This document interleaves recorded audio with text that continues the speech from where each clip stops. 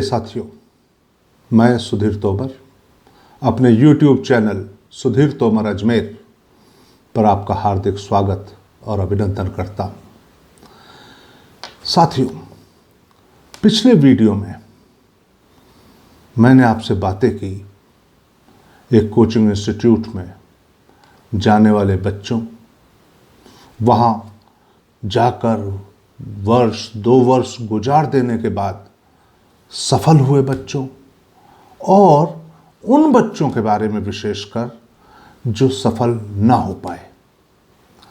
हमने देखा, पिछले वीडियो को आप देख सकते हैं, उसे देखकर आप समझ सकते हैं उन बच्चों के ऊपर किस तरह का मानसिक दबाव पैदा होता है असफल हो जाने के बाद या उत्तरोत्तर असफल हो जाने के बाद। जब वो 2-3 वर्षों तक लगातार कोशिश करते हैं और वो सेलेक्ट नहीं हो पाते किसी अच्छे मेडिकल अथवा इंजीनियरिंग संस्थान में जिसमें वो चाहते हैं जाना, तब किस तरह से वो एक मानसिक दबाव से गुजरते हैं। उस समय परिवार की बड़ी भूमिका होती है उन्हें उस दबाव से उबार पाने में। भविष्य में वो पुनः अपने प्रतिष्ठित स्थान को, जिसके कि वो लायक हैं, पा सकें। सबसे अधिक महत्वपूर्ण होती है परिवार की भूमिका। मैंने साथ ही आपसे ये भी जिक्र किया था कि कुछ ऐसे बच्चे होते हैं जो चयनित न हो पाने के दबाव को या चयनित न हो पाने की संभावना के दबाव को झेल नहीं पाते। जिस शहर की मैं बात कर रहा हूं, भारत का वो प्रसिद्ध शहर जिसे कोचिंग का शहर भी कहते हैं, जहां लाखों बच्चे पढ़ते हैं, देश के प्रतिष्ठित कोचिंग संस्थान जहां हैं, जहां देश भर में उस शहर के प्रतिष्ठित कोचिंग संस्थानों के होर्डिंग्स लगे हुए हैं, जिनसे प्रेरित होकर प्रेरणा पा हम माँ बाप अपने बच्चों को उस शहर में भेज देते हैं, जहां से निश्चित मानिए यकीनन कुछ बच्चे सेलेक्ट होते हैं जिनका रेशियो हमारे अपने शहरों में सेलेक्ट होने वाले बच्चों से ज़्यादा होता है। कारण बिल्कुल स्पष्ट है, हमारे शहर में उस परीक्षा में भाग लेने वाले बच्चों की संख्या भी सीमित होती है, इसलिए चयनित हो सकने वाले बच्चों की संख्या भी सीमित होती है। जबकि उस कोचिंग के शहर में भाग लेने वाले बच्चे लाखों में हैं, तो चयनित होने वाले बच्चों की भी संख्या सैकड़ों अथवा हजार में हो सकती है। इसका अर्थ ये नहीं है कि उस शहर से बहुत ज़्यादा सिलेक्शन हो रहे हैं। इसका अर्थ सिंपली ये है कि अगर रेशियो निकाला जाए तो जितने बच्चे मेरे शहर में सेलेक्ट हो रहे हैं, आपके शहर में सेलेक्ट हो रहे हैं, उतने ही उस कोचिंग के शहर में। फिर क्यों एक अंधी दौड़ ऐसे कोचिंग संस्थानों की ओर हमें लिए जा रही है जहां कुछ बच्चे होर्डिंग पर स्थान पाने योग्य वो चुन लेते हैं और बाकी के बच्चे सिर्फ उनके लिए फीस देने मात्र का साधन बन जाते हैं। तो फीस देने वाले बच्चों की संख्या बहुत अधिक होती है, 95 से 98% तक, जबकि अच्छी जगह सेलेक्ट होने वाले बच्चों की संख्या 1 से 2% होती है। अब बात यह है कि ये लाखों बच्चे देश का कुशल मस्तिष्क हैं, देश का वो ब्रेन है जो सबसे उर्वरक है, देश के वो नौनिहाल हैं जो सर्वोत्तम हैं, श्रेष्ठ हैं।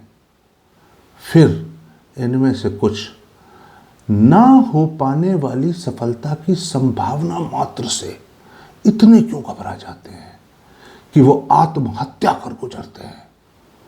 बहुत बहुत बहुत दर्दनाक है ये शब्द इस्तेमाल करने में भी। जिनके बच्चों पर ये गुजरती है वो माँ बाप कोई भी हो सकते हैं। कल कोई और था, आज कोई और है, कल हम भी हो सकते हैं। कब जागेंगे हम कि हम अपने बच्चों के दबाव की इस स्थिति को समझ सकें?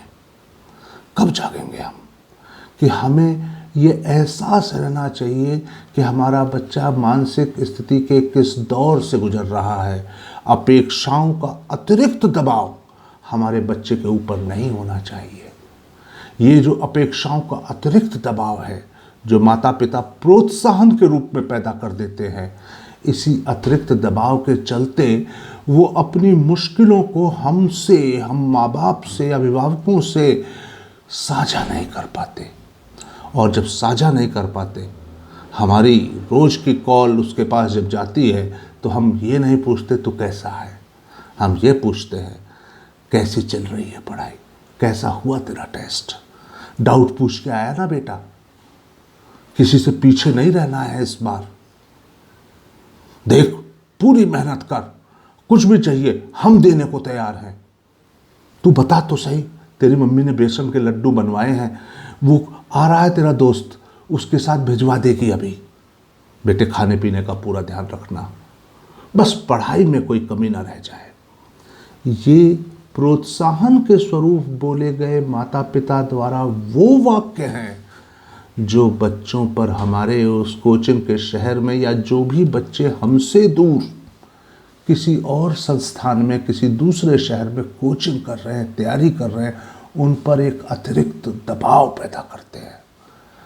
और जब वो इन जूझते हुए, मुकाबला करते हुए अपने को इन दबावों के नीचे दबा पाता है, इनसे उबर नहीं पा रहा होता है, तो हमसे वो साझा भी नहीं कर पाता, क्योंकि पापा की आंखों के आंसू और माँ के दिल की घबराहट कोई भी बच्चा सहन नहीं कर सकता। इसी दबाव में वो और घुटता जाता है।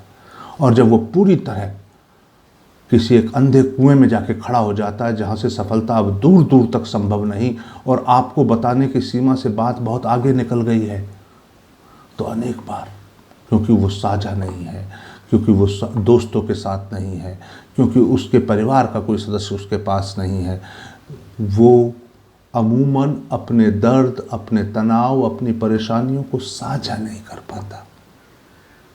जब वो साझा नहीं कर पाता तो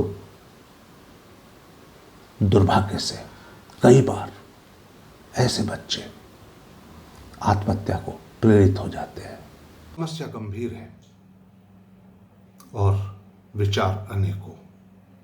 मूल बात यह है कि इस समस्या से निजात कैसे पाई जा सकती है, क्या तरीके हो सकते हैं जो अभिभावकों के पास, जिन्हें वो अपनाने के बाद अपने बच्चों के भविष्य को सुदृढ़, सुनिश्चित और सफल बनाने में सार्थक और सफल हो।